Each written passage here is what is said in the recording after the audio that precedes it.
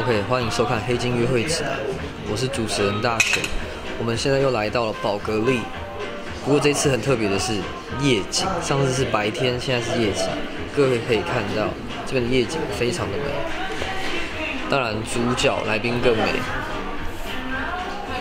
他就是 Becky。OK， 应该提拉米苏，谢谢。请来。然后提拉米苏很特别。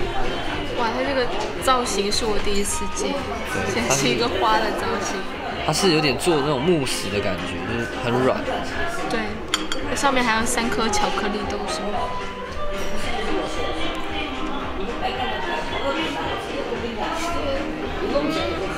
哎呀，好黏。好什么？好黏？对，很黏。很绵密吗？很黏，感觉很粘牙。很粘牙？麦芽糖吗？对，感觉这个巧克力粉。你应该挖大口一点，直接把它一半花瓣挖掉，然后直接这样吃。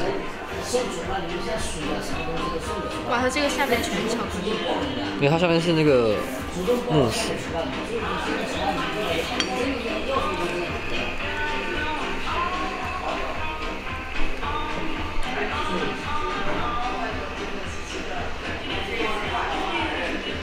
蛮好吃的，就是它口感没有说特别甜，就对于我这种吃不了特别甜的甜品，感觉是蛮适合的。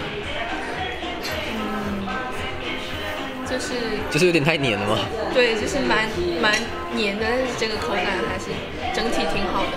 现在大部分甜品都会做的比较过于甜嘛，而且女孩子也比较怕发胖啊什么的，就是约会的话，就是来这边吃这个比较好。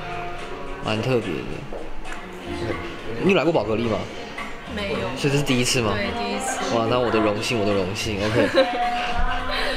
那我们今天点的东西就是提拉米苏跟茶。那点这2个东西来这边，主要就是来体验约会的感觉，约会的气氛。对，但是这边灯光就是稍微暗调一点，对，但是这样来说，对女孩子来讲是比较蛮喜欢的。就是男生如果说第一次带女生约会的话，比较建议来这边夜景比较好，而且就是比较暗的灯光下，就是2个人交谈可能会比较放松一些吧，就不会那种可能光线很刺眼那种感觉。光线很刺眼，女孩子性格不自在，会害羞啊，对。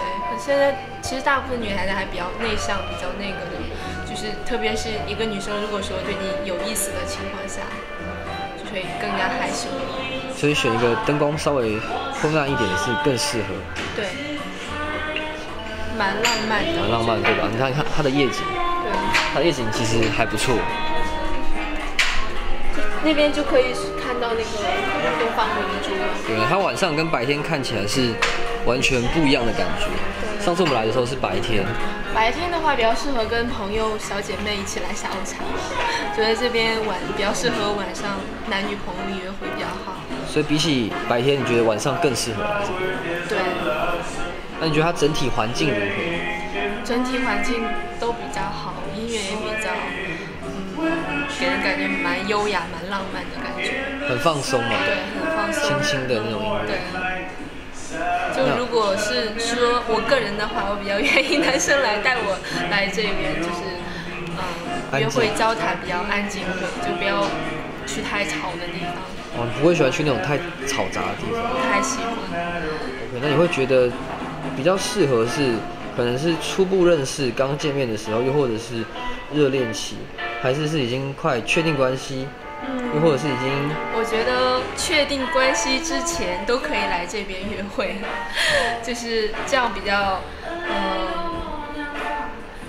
保留一丝神秘感吧。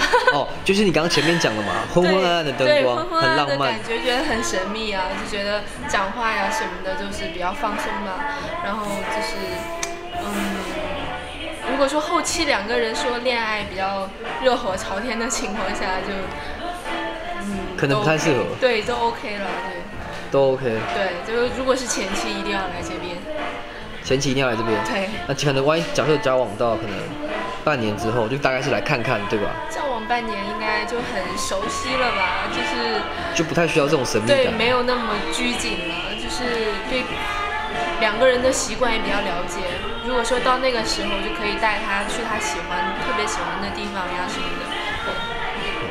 那总体评价来说，环境你会给几分？环境9.5分吧。哦，很高很高，蛮高了，对，因为10分就是9.5分。那你刚刚吃的蛋糕，你觉得你会给它几分？蛋糕满分10分吧。10分的话9分吧。9分。对。那这个茶呢？主要这个口感，茶的话，因为这个没关系，老实回答。因为可能是因为我个人来讲，对，不太喝茶，对，所以说对茶就觉得，喝起来像开水。7分吧，7分，对，比较淡嘛。对，应该可能说女孩子也喝茶比较少，如果说男生的话来这边喝这个茶，应该感觉蛮 OK 的。那以上就是这一期晚上来宝格丽黑金约会的指南，你知道了吗？如果喜欢我们这期视频内容的话，不要忘了在影片底下留言、按赞、分享，并且转发，更不要忘记订阅我的频道，也不要忘记 follow Becky。那我们下次节目见，拜拜。拜拜。